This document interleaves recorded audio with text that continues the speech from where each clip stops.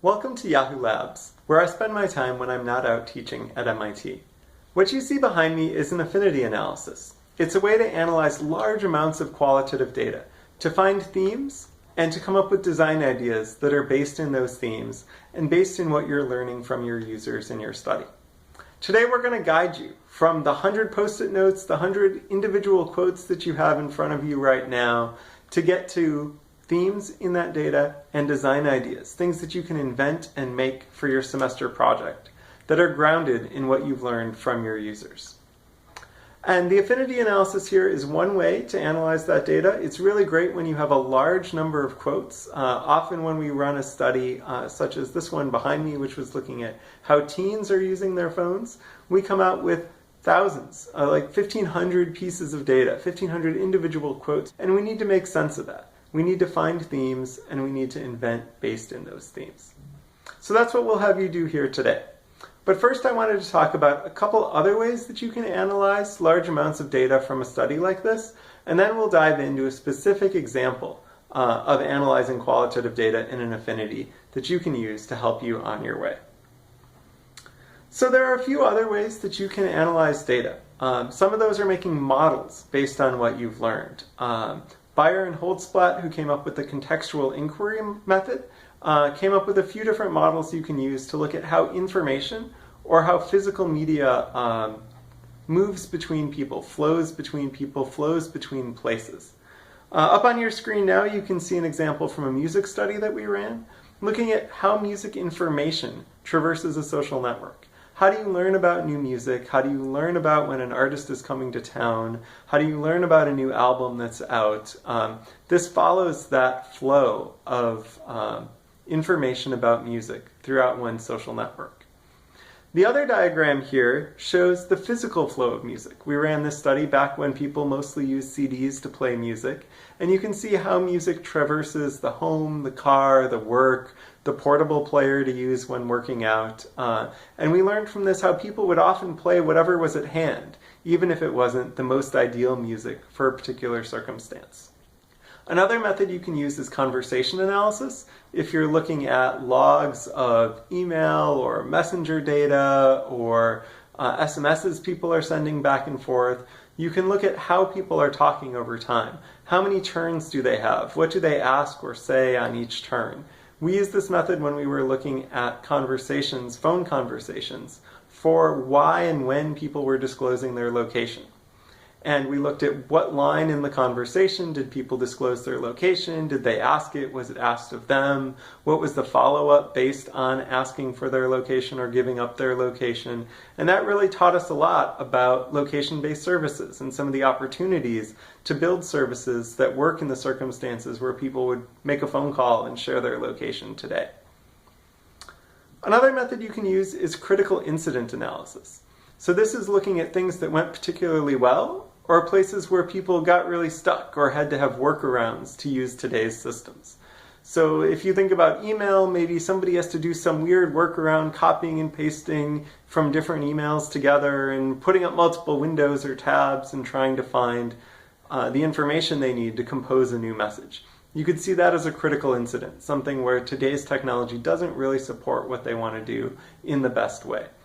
Or you could look at positive critical incidents. You can look at times when people got really happy or excited about what they were doing in a particular interface, and make sure that when you create your new system, you're supporting those very positive things that are happening to people when they're trying to complete a certain type of task. Finally, there's the grounded theory affinity, which is what we'll talk about here today, which is what we'll have you do with your data as soon as this lecture is over. And so the grounded theory affinity is really a way to work from the bottom up, to start with the individual quotes that your user said, to find themes in those quotes, and to then find themes in those themes to really help explain what was going on in all of the data that you collected. And what the affinity does not do is test particular hypotheses or tell you how prevalent something is in the general population.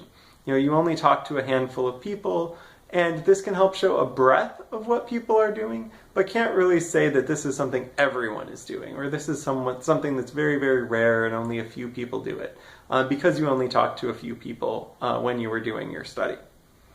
So what does an affinity look like? It looks like what's on the wall here behind me. We have individual quotes here in white. We have some themes that bring together multiple quotes.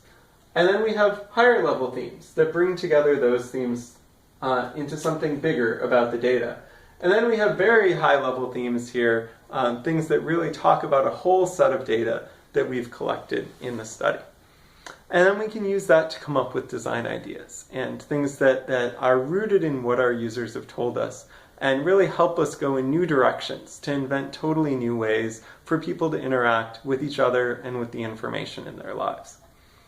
Where did this method come from?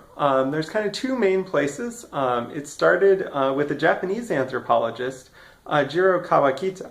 And what they were trying to do was come from the bottom up and not start with particular hypotheses. Don't start with a way saying, well, we think people do X, Y, and Z. Let's go look at the data and see if they do X, Y, and Z. It was a new way of looking at the data saying, let's look at the data and see what people are doing. Let's see what bubbles up, instead of starting with just trying to prove things that we thought were true. And when you use a method like that, you can find things that are totally different from your preconceived notions when you started the study. You can find that people are doing really, really interesting and to you bizarre things that are unexpected. And you can use that to find new themes and to help you come up with new concepts that are rooted in those totally new themes that you weren't even thinking of when you started the study. The method was popularized in the HCI literature by Bayer and Holtzblatt, who used a variation of this method where the leaf nodes, the ones that are white behind me, were researcher summaries of what they were seeing in a particular interview. And then they group those together, find the themes, find design ideas that are based in those themes. So the basic steps in the method are to collect all your data, to put an individual note, an individual item, a particular thing that a user is saying on a post-it note. There should really be one idea represented in each post-it note that you create, each little note card that you create. Should be a sentence or two at most, really just one thing that the user is trying to tell you. Then you put them up and you start to find things that are similar between the individual notes. You find themes and then you create groupings of those themes. And the first level groupings we usually keep to a first person quote that sort of summarizes what's going on underneath. I